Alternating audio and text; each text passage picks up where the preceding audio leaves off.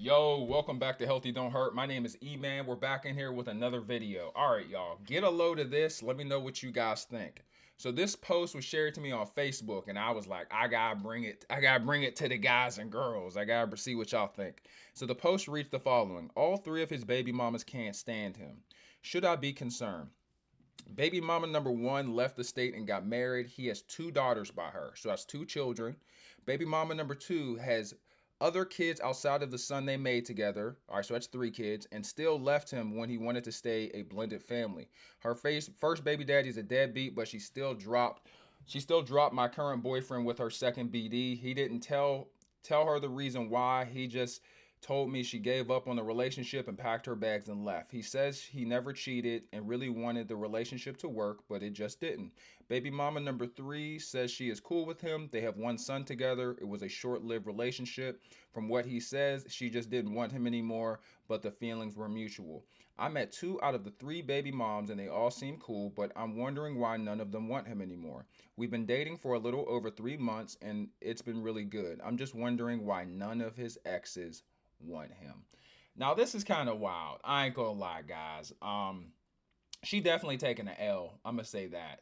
Let's start out with that because the man has four kids, right? And even if she has kids, it doesn't matter. He has four kids by three different women. He paying three different shorties on the first of the month for child support. Every school year, he's paying for school clothes. Christmas, four different kids' Christmas gifts, four different birthdays. You know what I'm saying? Four different summer camps, four different daycares. Like, it's expensive. So how you supposed to get, in his pockets to get yours if the moms is getting A's and the kids is getting A's, and it's all coming from his pockets. Now I'm not sure what type of child support he's paying, but I'm sure he's paying something, either by the state or they have some type of agreement. He's just not as useful as if he had, I don't know, one kid, two kids, no kids, three kids by one baby mama. It's a lot. You sharing him in some way, shape, or form with three other women because you got to communicate, right? You got to communicate when you're co-parenting. Like, that's really important.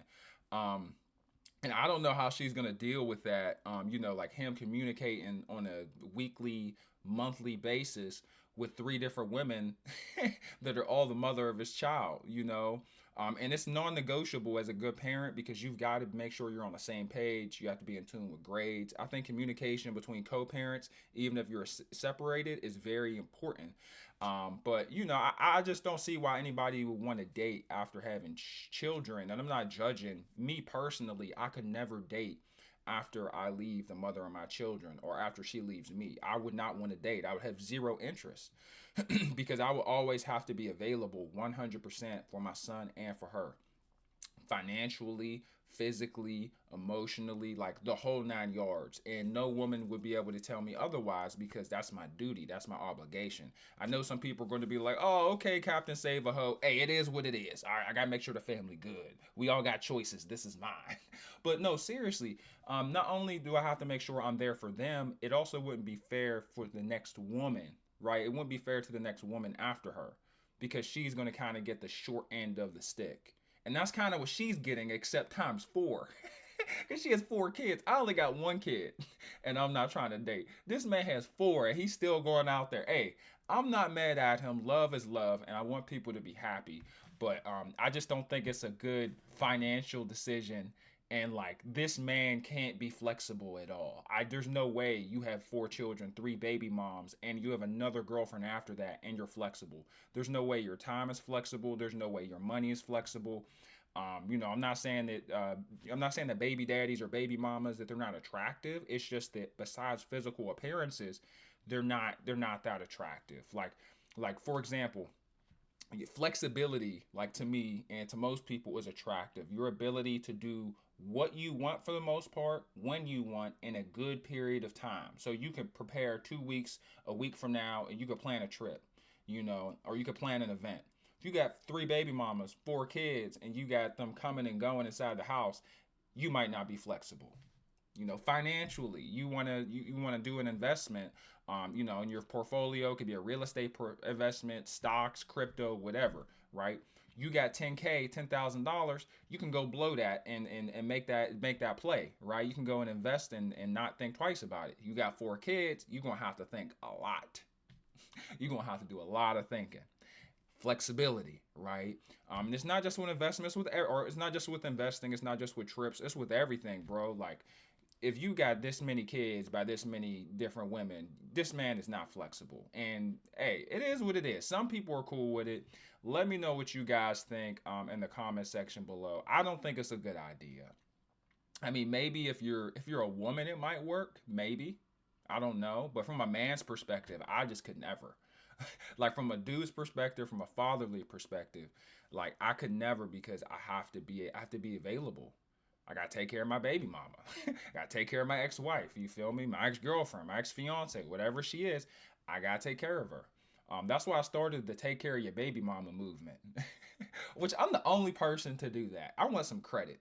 All right, I'm the first person to say take care of your baby mama and have it trending. But no, seriously, I say that because like co-parenting requires a lot of cooperation and communication, and those are the two of the hardest things to get co-parents that don't coexist anymore to do. They won't talk or they'll barely talk, or when they are talking it's an argument and they're going back and forth. Sometimes cops are involved. When they see each other. Hey, crazy stuff happens. People got some real ghetto love stories between the baby mom and the baby dad, but it happens, bro. It happens in real life, and people be struggling. And if one parent struggles, the other one is eventually going to feel that struggle too. That's why I kind of try to encourage people to take care of your co-parent, because if they're struggling, the kid's gonna struggle. If the kid's struggling, that's about to come your way because that's your responsibility, and your duty and your obligation. And you should do it out of love. It shouldn't be seen like a chore, but you want to make sure that you're there. But I don't know. Not everybody likes my way of thinking. I think this way of thinking would allow a lot more families to progress and thrive apart, right? Not necessarily together because you're no longer together, but succeeding and thriving apart in different households. It takes a lot of compromise, a lot of selflessness, and a lot of understanding, which all three are difficult. All three are difficult. Being a parent in general is hard. I feel bad for this dude. I feel bad for her too, bro. Cause this poor woman just wants love, man. She's just trying to get loved. And like she feeling bad anxious because the three other women before her don't even want him. I'll tell you why they don't want him. Because they all getting child support most likely.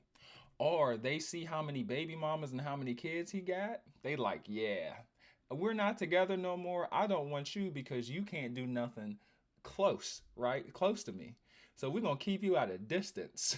Because you could do what you're doing at a distance. You could struggle with 4 kids and 3 baby mamas from a distance, right? I don't need that close to me. I don't want to bring that in. I don't want to touch it. I don't want to hug it. I don't want to rub it all up on me. Keep that at a distance. I feel like that's why the baby mamas really aren't tripping over you. And it's kind of weird how, we all have that competition anxiety.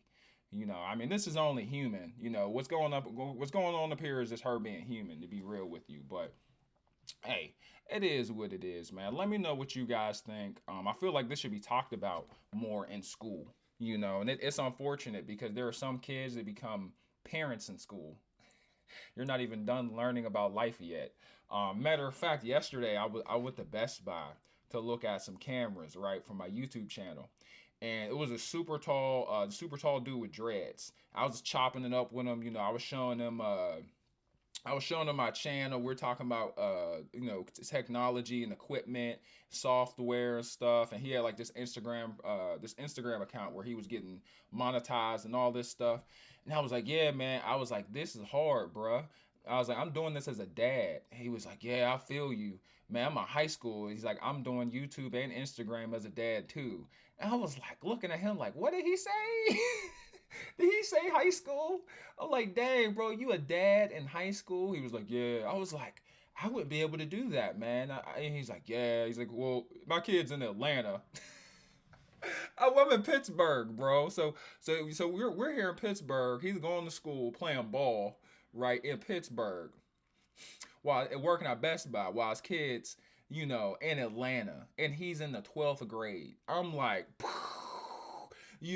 I kind of felt bad for him, bro, because I'm like, because it was hard for me being a dad. I don't know if he's with the mom or not. I didn't get all into the details, but I can only imagine being a father at the age of 18. I became a father at age 25, so I had a little bit of hope. I'm doing quite well if I, not to toot my own horn, but yeah, man, like I felt bad for him because I'm like they didn't teach you about fatherhood. They didn't teach you how to like communicate if you and the baby mom or you and your wife or you and your girlfriend split up, how to cooperate, how to have emotional intelligence, how to have patience, how to plan with your family and with your co-parent. And to be real with you, like it don't matter if y'all together or separated, y'all still co-parenting, you know? Like people don't think about that. Like people think, yeah, we're in this relationship and we have a kid together, and that's like the only role. To be real with you, there's two separate roles. There's the romantic role with your baby mom, your baby dad, your boyfriend, girlfriend, fiance, wife, husband, whatever you want to call them, right? There's the romantic role, and then there's the parental role. They're not the same. They're not the same. They didn't teach that in school. But this poor kid's 18 years old and he might not even know the difference. I ain't sit here and bore him and talk about it. I'm just here to look at cameras and to buy some equipment. You feel me? I'm not here to lecture this dude. You know what I'm saying? I ain't Martin Luther King or nothing. But for real, I feel bad for him, man. I feel bad for him. They don't teach this type of stuff in schools. I wonder how many families would be better off if they were just taught that. Just basic life skill, real life skills. Because this is Healthy Don't Hurt. My name is E-Man. This channel is about, progressing, just progressing, having a good life, adapting, evolving, and overcoming life's challenges. And I talk about this stuff because in school, in college, and even in families, it's just not talked about enough. In life, it really is just all choices, and we try to do the best we can to make sure that we get the best result. But if you don't know better, how can you do better, bro? The school system, in many ways, in my personal opinion, has failed us. Our families, in many ways, have failed us. And it's unfortunate that the internet has become a better resource than your local high school, than some colleges, than some families. It's very interesting to think about.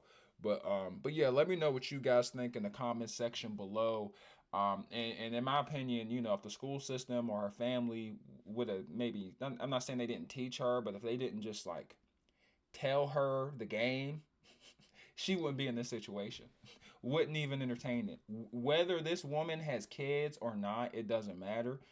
It don't matter how many kids this woman has. I don't think she should be with a dude that has 4 kids by 3 different baby moms. It's just flexibility. I'm just being real because, regardless if she has kids, eventually you're gonna want him to help with her kids. But how can you help with her kids if you could barely hold on to your own? Very weird, right? I'm just being real. This is why, healthy don't hurt. My girl leave me, I'm gonna fight tooth and nail to get her to stay, and if it don't work, man, I'm gonna just be by my damn self. I'm be lonely, don't hurt up in here. I'm an idiot, dog. I'm an idiot. But no, for real, man. This is like real life, though. Like, this is real life stuff that people go through, like, every single day. And these people are just trying to be happy. So let me know what you guys think. Thanks so much for stopping by. I'll holla at y'all next time, man. Peace.